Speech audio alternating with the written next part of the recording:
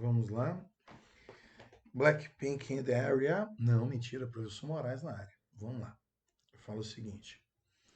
Alguns modelos de motores elétricos são compostos por um comutador, dispositivo para inverter o sentido de uma corrente, um campo magnético constante e uma espira livre para girar, é percorrida por uma corrente elétrica conforme a figura.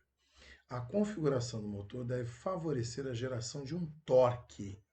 Por incrível que pareça, ele está dando um toque para você, sem fazer trocadilho, na parte da mecânica, ou seja, ele quer que ele gire, ele não quer que fique em equilíbrio, ele quer que gire.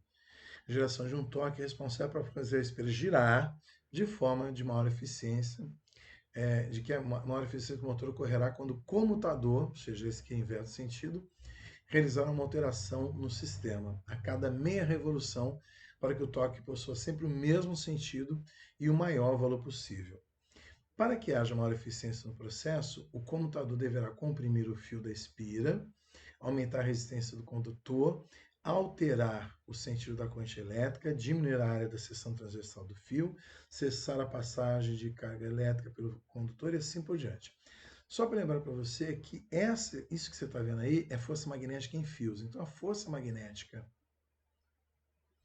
em fios é dado pelo campo magnético, a corrente elétrica e o pedaço do fio que está imerso no campo magnético, vezes o seno do ângulo. Ok? Então, comprimir o fio, aumentar a resistência não é legal. Por quê? Se você aumenta a resistência, você diminui a corrente. Se você diminui a corrente, você diminui a força magnética, consequentemente, o torque, né, o momento dele vai diminuir. Então, essa é a força magnética, vezes a distância até o ponto de apoio, que seria esse pontinho aqui onde gira isso aqui, que seria a distância, tá? Tanto de um lado quanto do outro seria a distância. Então, não seria legal que você diminuir a força magnética, não ia ser legal.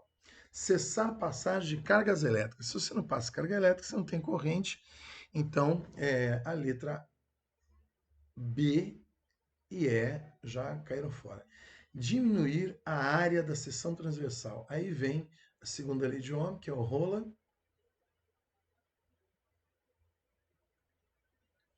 Aí, se você diminui a área, você aumenta a resistência. E aumentando a resistência, passa menos corrente. Não é legal. Comprimir o fio condutor da espira. Comprimir poderia ser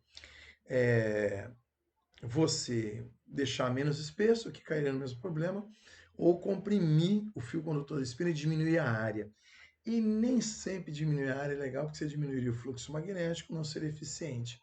Então, por uma eliminação, você teria alterar o sentido da corrente elétrica, que seria uma boa. Por quê? Imagine que a corrente elétrica esteja entrando inicialmente por esse lado de cá, que eu vou chamar de lado A. Ela dá a volta na espira e sai pelo lado que eu vou chamar de B. E você deve lembrar que entrando é xizinho e saindo pontinho. E aqui tem um polo norte e aqui tem um polo sul.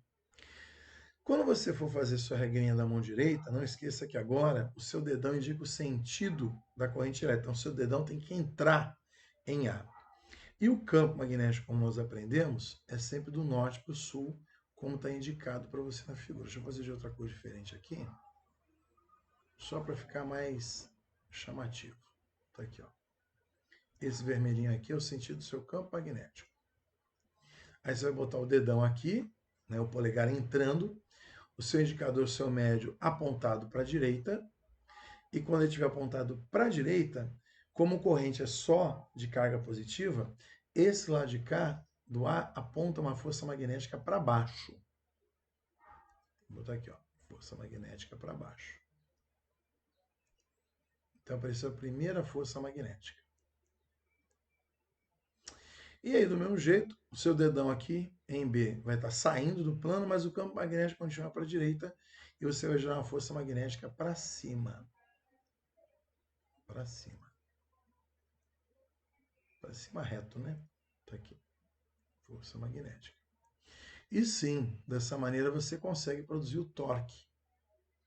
O problema é que você sempre vai ter que estar alternando a corrente para ela poder sempre estar fazendo esse movimento que você está vendo. Então, alterar o sentido da corrente elétrica, com certeza, faz com que você tenha uma inversão do sentido da corrente. E ao inverter o sentido da corrente, ela vai sempre poder girar. Por quê? Porque se ela girar, ela vai encontrar o mesmo sentido do campo magnético que você não quer, né? Você quer que ele entre aqui, senão ela vai fazer esse movimento, ó. Vai para lá e volta. Então, alterar o sentido da corrente elétrica é o melhor caminho. Letra C de casa.